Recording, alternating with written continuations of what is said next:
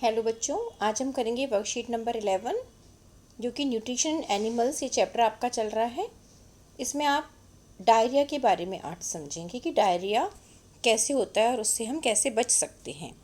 Okay, तो बेटा एक ये आप पिक्चर देखिए, यहाँ पर दिखाया है कि स्टमक के बारे में एक बहुत ही इंटरेस्टिंग स्टोरी इसमें बताइए कि कैसे पता चला कि स्टमक में ही कंप्लीट डाइजेशन हो जाता है ऑलमोस्ट। ओके, तो ये देखो बेटा, इन 1822 a man named Alexis St. Martin was badly hit by a shotgun, and the bullet had seriously damaged the chest wall and made a hole in his stomach. ये Alexis Saint Martin थे। ये जब bullet से hit हुए तो इनका stomach injured हो गया, यहाँ पर होल हो गया है, आप देख रहे हैं ना। तो स्टमक में जब होल हुआ तो he was brought to an American army doctor William Beaumont. तो विलियम वी माउंट जो थे उनके पास उनको लाया गया। तो डॉक्टर ने उनकी लाइफ को बचा लिया, but he could not close the hole properly and left it bandaged. लेकिन ये जो होल था इसको ये प्रॉपरली कम्प्लीटली इसको क्या नहीं कर पाए, क्लोज नहीं कर पाए बच्चा, और इस पे जो है इन्होंने बैंडेज लगा कर रखा।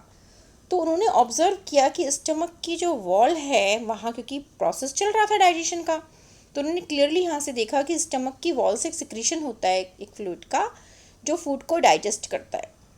और उसके बाद में उन्होंने ये भी देखा कि at the end of the digestion the stomach opens into the intestine only after the digestion of the food inside the stomach is completed.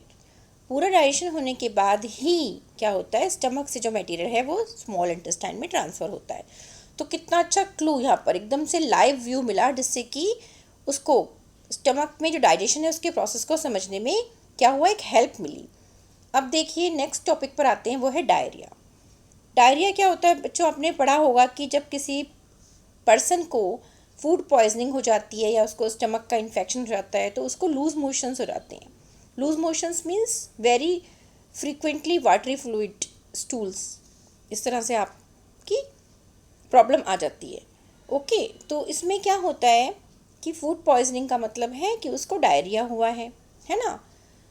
It can be fatal, ये फैटल हो सकता है क्योंकि जब एक्सेसिव लॉस हो रहा है water का और साल्ट का बॉडी से, तो बॉडी में क्या आ जाएगी, वीकनेस आ जाएगी बच्चों, और बॉडी वर्क करना अगर बंद कर देगी तो उसमें क्या होगा, डेथ हो सकती है पर्सन की।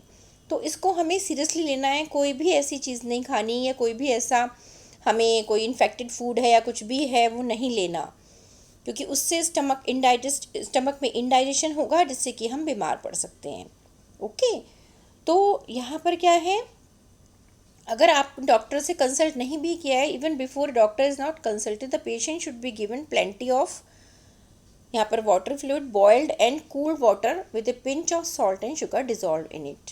सबको पता है ये बात कि ORS का घोल दिया जाता है, ORS का सोल्यूशन जैसे हम बोलते हैं, जिससे कि जो लॉस हुआ है पेशेंट की बॉडी में वाटर का उसको कवर अप कर सकें, है ना।